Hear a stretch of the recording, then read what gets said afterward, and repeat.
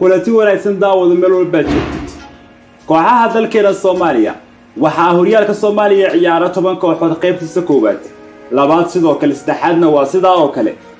haddaba kooxahan yaa maamula milkiilayaashooda waa kuma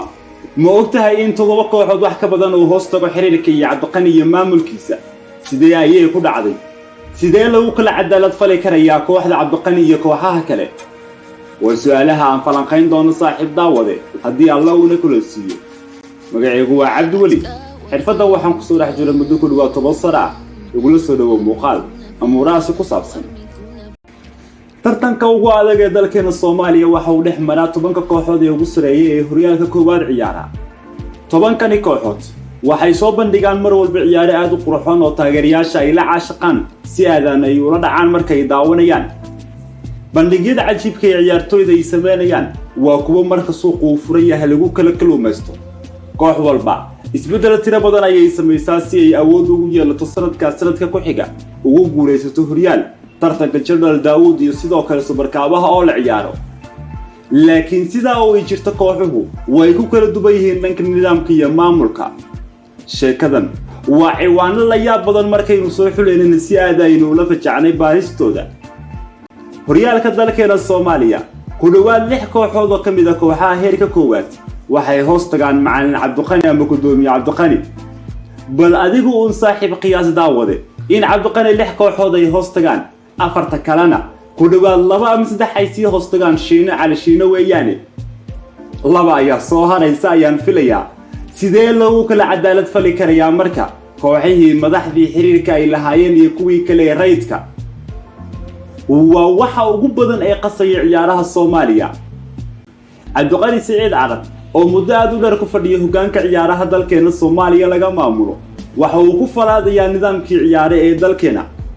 waxa uu aaminsan yahay isaga inaysan dadku ku baraarugsaneen hoggaanka uu hayo kooxahan balse la og yahay oo kaliya inuu yahay gudoomiyaha ciyaaraha Soomaaliya laakiin saaxiib baaris aynu sameynay waqti badan aynu ku bixinay waxaynu ku xaqiijinay muuqaalkan ku soo gudbinayna kooxaha Kenya gaadiidka waxool badroolka iyo midnimo waa 5 kooxood oo kamid ah kooxaha horyaalka koowaad ciyaara dhammaantood waxay hoos tagaan Cabdiqani Saciid Carab macallimiin ay kooxaha leeyihiin madax fulin ay leeyihiin laakiin milkiilaha rasmiga ah ee kooxahan saaxiib daawade waa mudane Cabdiqani Saciid Carab madaxweynaha xiriirka kubadda cagta ee Soomaaliyeed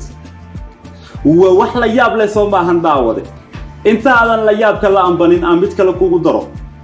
ku xigeenka Cabdiqani Saciid Carab waa cali shiine heegan iyo badbaado ayuu isaguna leeyahay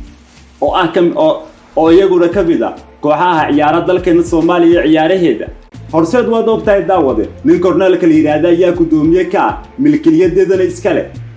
maxaa soo haray haddaba kooxihii Soomaaliya oo idil sida ayaa loo kala qaybsaday gaadiidka wasaaradda gaadiidka ay hoos tagtaa kooxda dekedaha iyaduna sidoo kale kooxaha qaarkood sida kooxda batroolka oo kaleeto waxay hoos tagtaa mid kamid ah wasaaradaha Soomaaliya Kenya wasaaradda qorsheynta ay hoos tagtaa haddana milkiilayaasha ayaynu ka hadlaynaa saaxiib daawade ila faham mawduuca aan faaqidaya ama aan ka sheekeynayo kooxihii dalka haddii madaxdii ugu sareysay xiriirka qaarkood ay balaha leeyihiin ama xiriir ay leeyihiin xitaa haddaysan lahayn sidee ayay kooxaha kale xiriir kala lahayn ugu cadaalad fali karaan sidee sinaan u dhici kartaa sidee u imaan kartaa ciyaar siman sidee loo dhigi karaa waa horyaal waa tartan uu u dhaxeeyo 10 kooxood